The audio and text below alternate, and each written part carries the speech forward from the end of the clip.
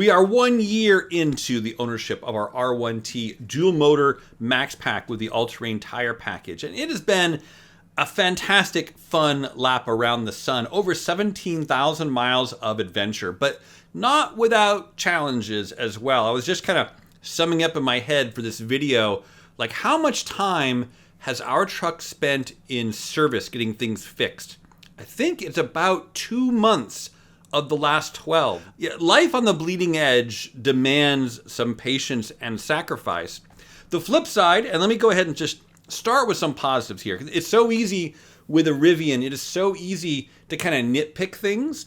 And let's just remember what an amazing vehicle it is. It is so fast.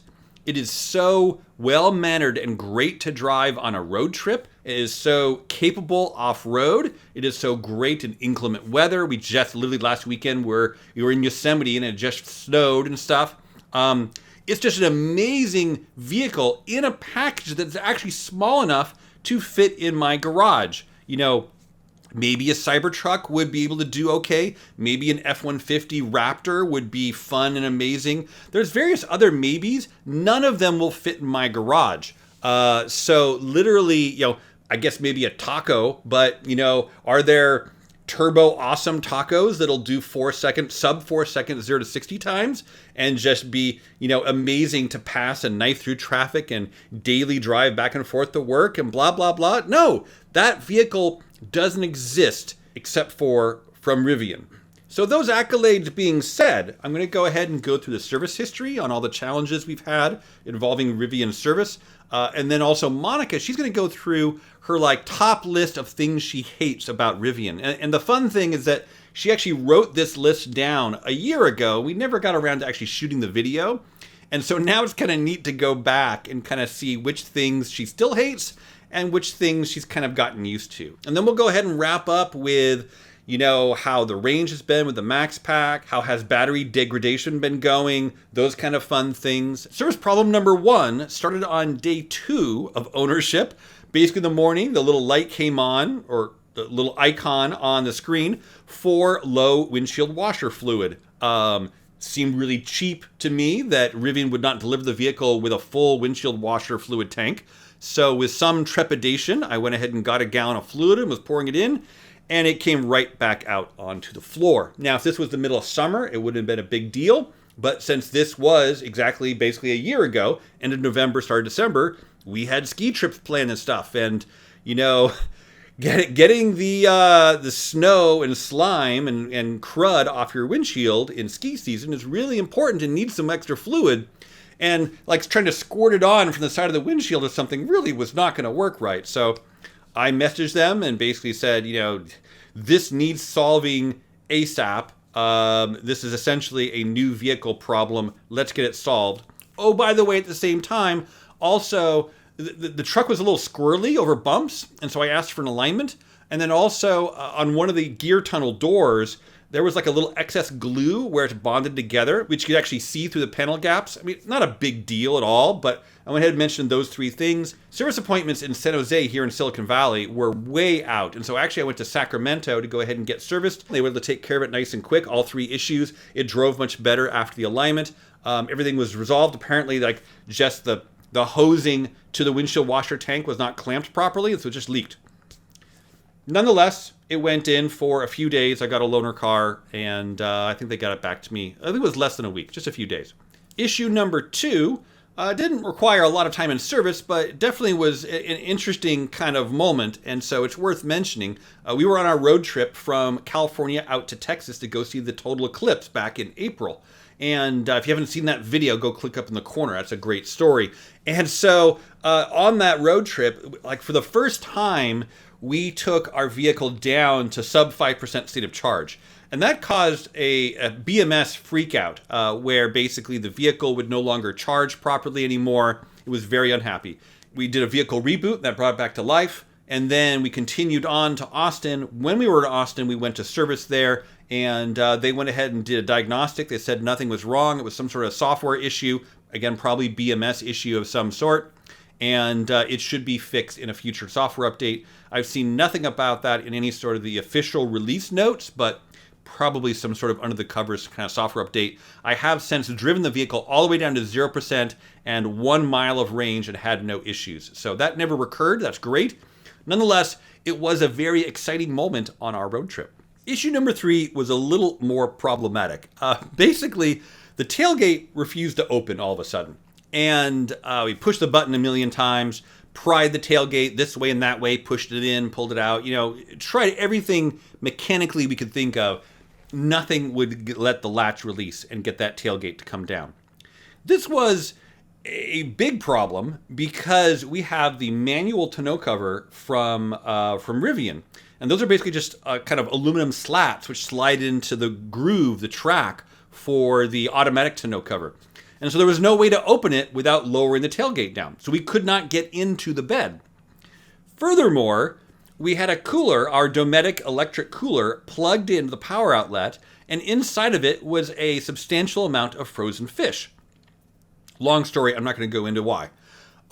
So I contact Rivian service, and they're like, next appointment is like a month or 2 away. I'm like, no, we have a cooler of fish in the back that we cannot get to. This is not acceptable. Help, please, for the love of God. And so they sent out a mobile service tech the next day.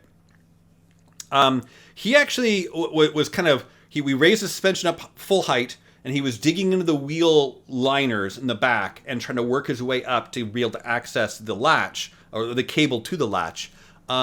He couldn't quite get the right angles, and then when he tried to use his jack, it was broken actually on his mobile service vehicle. So, frack. But he was then able to call the service manager back at the San Jose Service Center and explain the situation, and essentially they said, bring the truck immediately and we'll find a minute to go ahead and get it on the lift and get this taken care of. That was, again, it wasn't long. It was just a day or two once they got the vehicle. So it wasn't a long service appointment, but they got it open and replaced the latches. Apparently they had a batch of latches which were, misplated or misgreased or corroded. There was some problem with the batch of latches. They'd seen it before, and they replaced both latches on both sides.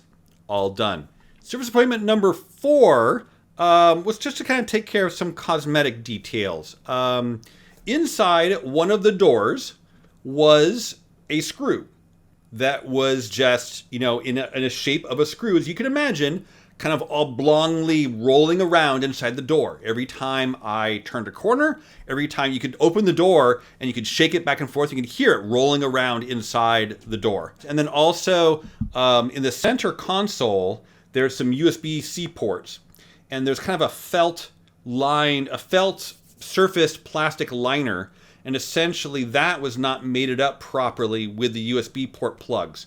And so you had to go through the thickness of that plastic liner to get to the USB-C port, and it was just blocking it enough. You couldn't really plug it in properly. And so they somehow disassembled or realigned things and got those to poke through properly. And that was basically it. Nothing special. Just kind of cosmetic bits. But the next problem was substantially more exciting. So I was just kind of nosing around in the footwell, just actually about a month or 2 ago. And I noticed some moisture on the dead pedal. Some drops of water just reflecting off the chrome of the dead pedal. Uh-oh. So it's a known issue in the Gen 1 Rivians that the HVAC system can essentially start leaking condensate into the carpet. And if you have all-season floor mats, you basically don't notice it until there's a big problem. And sure enough, I peeled back the floor mats, and the carpets were soaked. And there was little signs of some mold growing right around the attachment points for the driver's seat. Frack. So again, I contact service. Next appointment is like March 2025. No. Talked to them the next day, and they were like, yeah, can you bring it in tomorrow or maybe even today? They wanted to get my vehicle off the road as soon as possible, so it would not, there could be all sorts of little electronic bits that are underneath the driver's seat. There's just all sorts of problems that could lead to. You do not want to let that situation continue. So that was the primary issue. But then also, when I got the loaner, it was a quad motor, honestly, not the dual motor, but nonetheless, the drive motor sound was so much quieter. and there's a known issue with early dual motors where something in the front drive unit has an issue, a bearing, or the gear teeth are machined funny or finished, or maybe they're not heat tempered properly or whatever. There's some sort of problem where the early dual motors get whiny and loud in certain pitches that kind of makes a kind of grinding, not grinding noise, but it's not high pitched. It's kind of I'm not gonna try to reproduce it. Anyway, so I asked them, please do a diagnostic on the front drive unit. So after they got the HVAC system totally resolved and replaced the carpets, so my truck actually now has a new carpet smell, which is kind of nice in a way, I guess. They went ahead and test drove it, and sure enough, the front drive unit did essentially fail whatever their official testing method is. They ordered a new front drive unit. The box arrived. It was mislabeled. It was a front drive unit box, but inside was a rear drive unit. So then they ordered another one, and I'm sure basically what's going on is these things are hard to come by because they're in high demand right now as the cores go back for probably rebuilding and whatever. And so they finally got it and rebuilt it, and we literally just got the truck back like a week ago. So I've got a new front drive unit, new HVAC system, new carpets. The truck is driving fantastic at this point, definitely quieter. But that brings us up to date. That that last service issue, it took like a good 6 weeks to go ahead and do the HVAC and the front drive unit, plus all the other stuff. Yeah, probably at least a solid couple of months worth of time in service. Crazy. That being said, we totally love it. I mean, we totally do. It is one of the best vehicles I have ever owned. It is just fantastic. But let me go ahead and hand the microphone over to Monica to go ahead and talk about the 10 things she hates most about Rivian. 10 things I hate.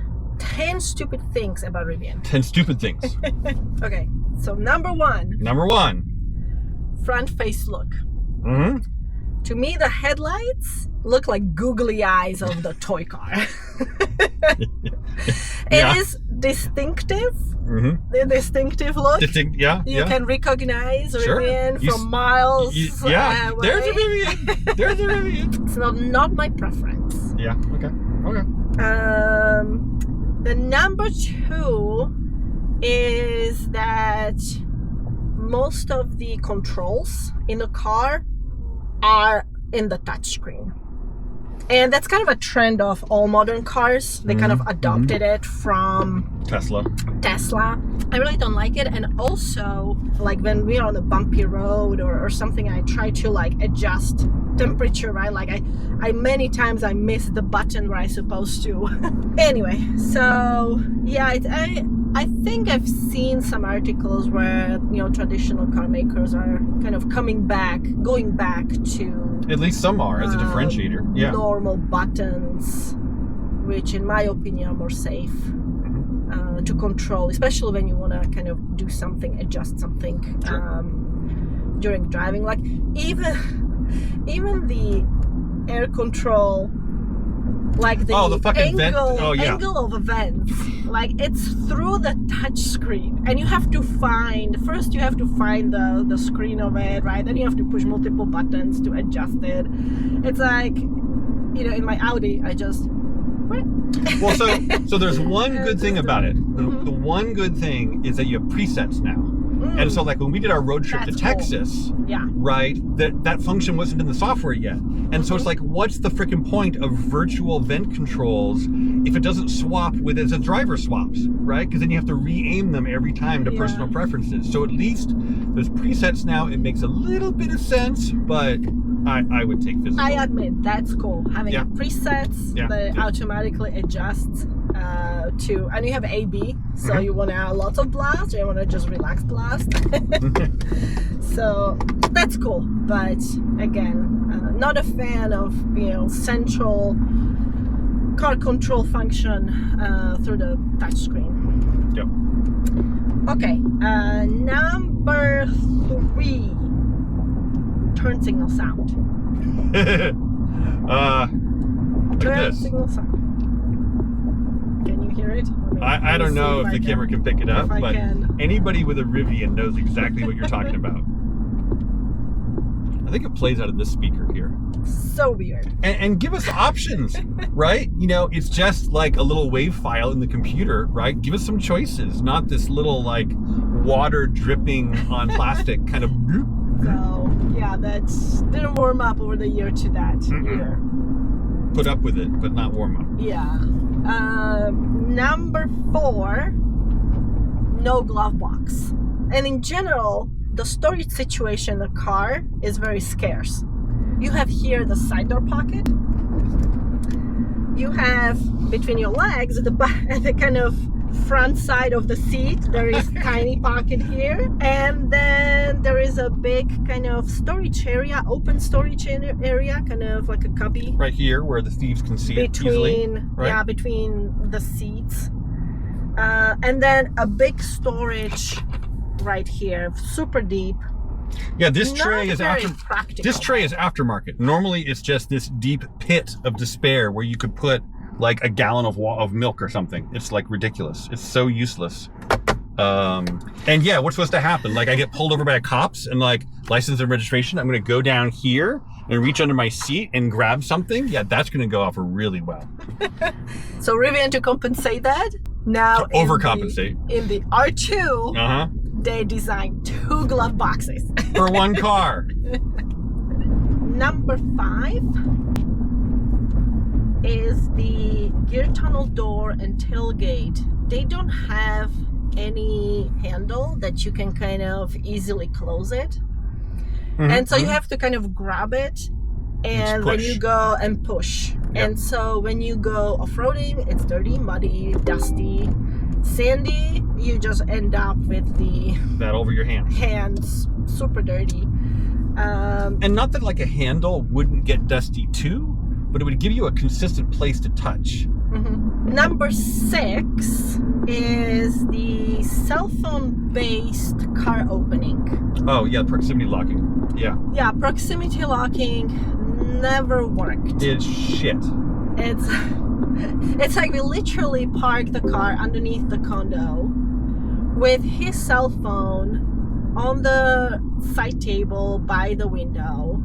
And the whole night long, the car was opening and closing, opening and closing randomly. Shining its headlight straight into our downstairs neighbor's bedroom.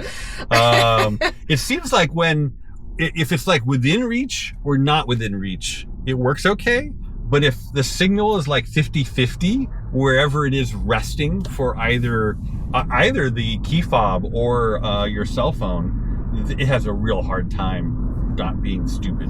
Oh, another locking, unlocking complaint. Why does it lock when I shift into reverse? When I'm parked and I shift into reverse, the door's locked. How far, Rivian, do you think I'm going to drive in reverse? Maybe leave them unlocked so that as I back out of the garage, I don't have to then unlock them again so Monica can get in the truck, right? Isn't it funny? They wait forever to lock when you walk away from the car, but they lock it immediately. Instant I shift to reverse. Oh, don't let anybody in. All right, I think we're up to number 7. Rolly sound of the engine.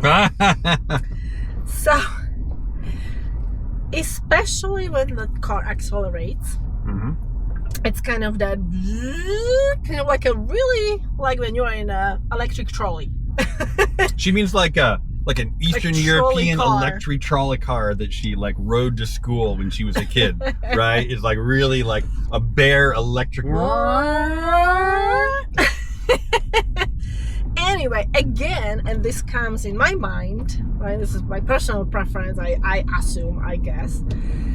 It's a badass truck, right? You want that roar, V8 engine, deep sound V8 engine, but anyway, this is electric car, so that's what the car comes with. So it's like a really like buff guy, like a total gym hound kind of guy with like this really high pitched kind of like nasally voice. Is that what it is?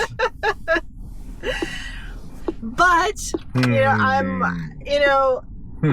consciously, it's an electric car. It's not going to have V8 sound engine. Without being completely fake. And And I would prefer rather the trolley sound than fake, rumble engine. But, so I just had the front drive unit replaced. Do you feel that it's quieter now? Or is it kind of a shrug the shoulders meh? Number 8.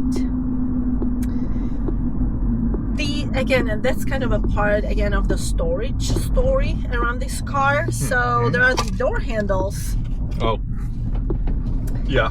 That you have, and it's not a pocket. Yeah. It just goes through, which I'm used to in your car, in the Volvo that you had. It was a nice pocket, so little stuff like change or maybe a Kleenex or something. It's kind of, or phone even. I can put phone there. So here I was constantly just dropping stuff because I was used to it. I was ending on the floor. And so one trick is to get the aftermarket little pocket things that you can slide in, and it's perfect. I think it was from EV Base, if I remember correctly. But to go with the door pull question, you also really wish it had a hand pull somewhere else, right? Oh yeah. So the truck is pretty tall. So when I'm a tall person, but still, having that big step to get into a cabin, I wish there was a handle here. And you did have that handle in your Pathfinder. My Pathfinder, yeah. And I think other SUVs have it, and it's kind of like really nice to just get that pull in. Yeah. I don't know. Up here, it's just not the same thing. Yeah. This is more of a hang on as I'm like off-roading or something, right? Whereas if you're coming in, this is the wrong place for the handle. So I wish there was the handle that I can step in. I don't know what small people do though. Scramble, climb. I don't know. Maybe there is a way how to comfortably pull yourself in, but we need to take some of our short friends on trips and then film them climbing into the truck and see what happens. No Android Auto. No, or Apple CarPlay for the Apple people out there. Yeah, so again, that's something I was used to, and it's different about this car. And in my Audi, I am using it to do navigation and just pull everything on the phone and project maps and navigation stuff, right? Yeah, navigation. Which, to be honest, that feature would not really work well because the map in Rivian is integrated with the battery management system. Right. So it predicts, where is your next charger, how far to go, right? It kind of plots the whole route for you, which I'm not sure how that would work with the Google Maps. The only problem is the map that Rivian uses is not the best. Map data is shit. Just last weekend when we were driving out to Williams Hill, right? Google knew how to get there, but I don't know whose mapping data this is, whether it's MapQuest or what third-party supplier of the map data, but it wanted to route way an extra hour drive around. It just didn't know how to get there. Are we at number 9? I forget. I've lost track. Maybe 10 now. Okay, last thing. On my list. Yes. One pedal driving. That was a thing that I was thinking first time I was driving this car. It is so stupid. Coming from automatic transmission car, it's just such a different way to drive. And when you are not used to it, right? It's kind of like, oh, I let the pedal go and I don't touch anything, right? No, don't touch brake and the car stops. It's just so like... So, and I'm not the only one. I know that some of your friends were also kind of freaked out by that. Michael hates it. Absolutely hates it. He makes himself car sick. Yeah. Well, I kind of hated it too until we got on a road trip and I drove fair amount of time and I got used to it.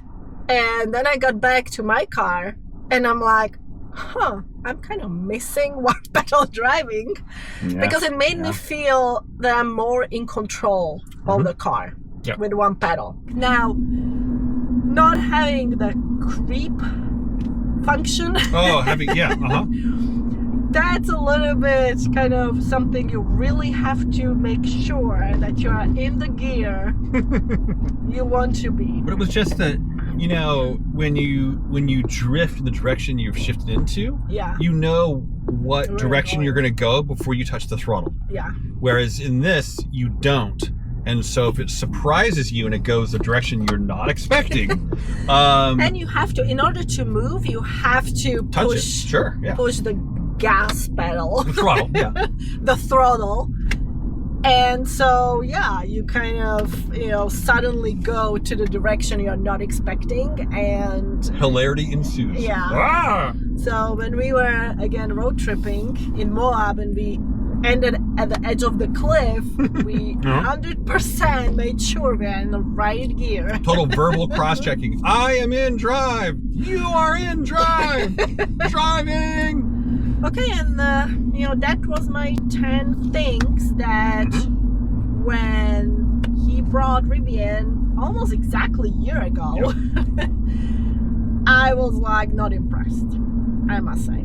She was pretty displeased, let's say that. But over the year of ownership and, you know, with the amazing road trip or multiple road trips we did, I got used to, and it makes sense for some of the things that we just mentioned. And it's an amazing car. It's awesome. Sounds good. Cheers. Cheers. So here's the battery report from Electrify, all the way from 1,700 miles right on up to 17,500 miles. As you can see, essentially there's no change here at all. There's no trend line. There appears to be no noticeable, measurable loss in range. The battery is perfectly healthy. And it's kind of funny, the bits here where the range seems low, what this actually is when I charge to 100%. Because when it charges to less than 100%, essentially Electrify is kind of guessing what the theoretical maximum range of the battery pack would be, and again plotting that out on the graph. When I charge to 100%, it says on the dashboard 369 miles. It has since brand new. It still does today. It did just when we were on our road trip just a few days ago. You can see here I charged 100% a couple of times, 369 miles of range. And then normally on a daily basis, I charge at 70%. And basically all I do, my commute to work is very short. So I burn like 5% a day. And so it goes down to 65%. And I charge it back up to 70%. Boop, boop, boop, boop, back and forth over and over again. Every now and then to 85%, every now and then to 100%. But my daily basis, 218 charges to 70%. Plus some other weird moments for whatever weird reason. If I'm going on a bit longer trip, but I don't need a full charge, I'll do 85%, of course, right here. And then 20 times in the past year, I probably did it once or twice before I started using Electrify, which is about 11 months ago. But basically 20 times, let's say twice a month. Really that much? Twice a month? Well, I mean, you go on a road trip and you charge 100% multiple times. Like, again, this road trip this past weekend, essentially I charged 100% twice. So there you go, twice in like just a couple of days. Only 20 times over the past year. No significant, noticeable, measurable loss in range whatsoever. But let's talk through that road trip just for giggles. People often ask, like, what the practical range is and stuff. And so let me just go ahead and walk you through our little road trip up to Yosemite. So we started out in San Jose. We drove over to Oakhurst and spent the night. Then we went up to Yosemite Valley and back home again in a nice little loop that was 417 miles. The rated mileage used was almost 600, which equals about a 70% efficiency. It was cold, it was rainy, it was snowy. In fact, the whole point of this trip, opportunities when it actually snows in Yosemite Valley are very rare. And so when we see that in the weather forecast, we try to juggle our schedule, maybe even take a day off work, and we try to hit that. So it was cold, and so 70% efficiency on a cold weather trip up in the mountains, that's not bad at all. So basically we drove from Silicon Valley out to Oakhurst, one long stretch, 3 hours and 11 minutes, driving 177 miles. We burned 94 kilowatts of power, only getting about 1.88 miles per kilowatt hour. But again, weather is cooler, and also there's a good amount of elevation. I think Oakhurst is up at like 3,000 feet or so. So there actually is a good amount of elevation increase in this drive here. Got some free level 2 charging there at the Best Western in Oakhurst. The next day, we didn't put a lot of miles in, but it's kind of interesting. So this drive here, from Oakhurst to Wawona to the Mariposa Grove to go check out the giant sequoias. But the elevation, I mean, look at that. In 16 miles, we gained 3,000 feet of elevation. So the efficiency of 0.94 miles per kilowatt hour. I mean, it's average speed of 30 miles an hour. That's a twisty, windy mountain road going up there. And we did get some sandwiches from Deli Delicious. Yes, we did. You got us there, Electrify. And we had a great hike.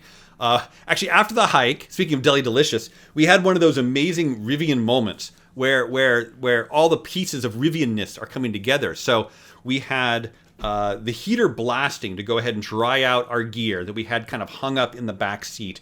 So we had both the front air and the back seat air blasting away. We were eating our sandwiches. Monica dropped a chip down between the seats. And so I opened the driver door and grabbed the flashlight and handed it to her so she could go ahead and like try to see where she dropped her chip. Because I've got brand new carpets in my truck. We're going to find that chip. It's not going stale down there. But then also, cell phone service was very weak. Neither of us had cell phone service on our cell phones, but the truck did. That shark fin on top of the truck is a really good antenna. And so we were on the Wi-Fi hotspot with our phones to get a little bit of data and share some cool pictures with friends and family and stuff while we were having lunch there. And it's always nice when you're like just sitting there idling away. Let me see if I can pull that up. We burned over 4 kilowatt hours of power for 45 minutes while we sat there and warmed up and dried off and had our lunch and surfed our phones. But we had power to spare. And it just feels better doing it with an EV than it would be in other vehicles, in my humble opinion. So after warming up, we went ahead and down to Yosemite Valley and checked in the Ahwahnee Hotel. And they also have free level 2 charging at night. It's not particularly quick. We added almost 60 kilowatt hours of power over 13 hours. And the average speed being 4.7 kilowatts. Not fast. And they are Rivian branded chargers for what it's worth. But it's just very nice to go ahead and start out the next morning with, again, 100% state of charge. And we arrived with a ridiculous, essentially 60% amount of power left. So we had ample power. Even if all the level 2 chargers were taken or whatever, we easily would have power to go ahead and egress out of Yosemite Valley. El Portal is just down the hill at the Tesla supercharger. And our plan actually was to go ahead and go to Groveland on 120 and head out that way. So that's what we did. The next morning, we enjoyed the fresh snow there around the Ahwahnee Hotel. We actually went and took a dip in the pool while it was snowing and raining, which is just freaking magical. That's really awesome. That's really, really awesome. And then from there, we went up towards Crane Flat, and it was actually quite a bit of snow up there at over 6,000 feet. And so we did a hike down to the Tuolumne Grove and in the snow and had some tea and cinnamon bread and just kind of hung out there for a bit before starting our long journey downhill. And it's kind of funny, right? You can see these crazy numbers as far as the miles per kilowatt hour as you're coming out of the Sierras and coming down back towards home. So great efficiency on the downhills coming back home again, but you've got to add it all up together and we only get that 70% overall efficiency. But we arrived home with a 35% state of charge. Now, I guess you could argue that the max pack was worthless in this case. And I mean, technically true, maybe 10 to 15% extra range from the max pack was not a factor in stretching out any of our charging stops or whatever. But, when you're driving in the mountains in inclement weather, having a solid range buffer is a real safety issue, right? We've been stuck on roads to Tahoe, when there's been a crash and the road shuts down and you're stuck there for like hours. That kind of stuff happens. So it's good to have a solid safety buffer, and having a third of the battery available was really nice. You could essentially not worry about it and not have any concerns, and Bob's your uncle. It makes it all easy and carefree, which is exactly what I want out of a road trip. So that has been the last year of adventure in our Rivian R1T. The next year also, I hope, is as adventurous, if not more, but perhaps, knock on wood, a little less time in the service bay. Fingers crossed. Thank you for watching, everybody. Take care. Please like, please subscribe, all that stuff, blah, blah, blah. See you next time.